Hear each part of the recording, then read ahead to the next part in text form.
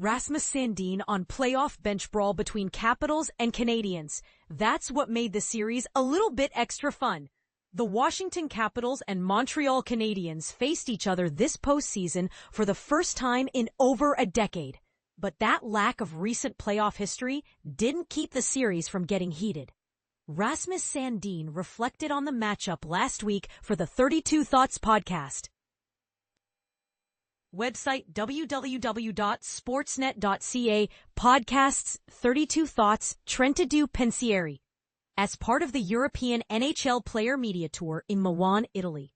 When Elliot Friedman remarked that it looked like those two teams hated each other, Sandin didn't disagree. "Yeah, that's fair," he said. "It was as a fun series to play. Montreal, they were really good at the end of the regular season, first, so they came in with a lot of confidence. We knew what we were all about too. I think we all knew that we were a good team, even though a lot of guys on the outside did not think we were that good. And then obviously, Game 3, when they beat us in Montreal, it was kind of a wake-up call for us a little bit too. Game 4, and Tom Wilson makes that big hit before we score a goal, win that game, we kind of knew. I think that sparked a little bit too, where a little bit of the hate came from. Sandin has history of his own with the Habs. Before joining the Capitals in 2023, he spent part of 4 seasons with the Toronto Maple Leafs, one of Montreal's biggest rivals. He even had experience playing the team in the first round from when the Canadiens eliminated the Leafs in the 2020-21 season. Though Sandin pointed to Game 4 as a turning point in the 2025 series, tensions had already boiled over in dramatic fashion in Game 3. Tom Wilson and Montreal forward Josh Anderson got into a viral bench brawl at the end of the second period, with Wilson later taunting Juraj Slafkovsky with a mock crybaby face. Arbor Jekaj later revealed. RussianMachine.com/2025/07/30 Jakub Dobes caused game bench brawl Capitals Canadiens. That the fracas started with chirping from goaltender Jakub Dobes, who entered the game after an injury to starter Sam Montembeault.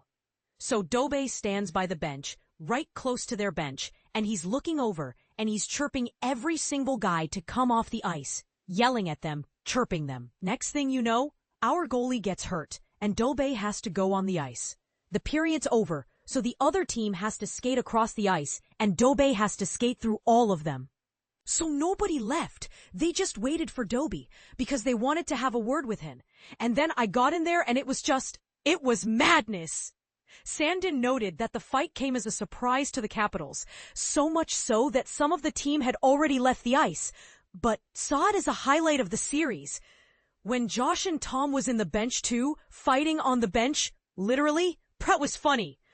The period was over, so half the team went in the tunnel and were like, "Where are all of the guys?" So we went out and looked, and they were on the bench fighting. But, I mean, that's what it's supposed to be too. That's what made the series a little bit extra fun too. And with no direct tunnel from the Capitals bench to the locker room, even head coach Spencer Carberry was startled by the chaos. "Well, I was on my way to walk across the ice, because you have to walk across at the Bell Center to get to the visitors' room," Carberry said after the game. https RussianMachineNeverBreaks.com 2025-426 Tom Wilson Josh Anderson's Game 3 bench brawl. So then I had to reverse my course and head back because there was 2 large individuals coming through the door that I was trying to exit. The Capitals will have to wait a while before they face the Canadiens once again, with their first matchup of the 2025-26 season set for November 20th at Montreal's Bell Center.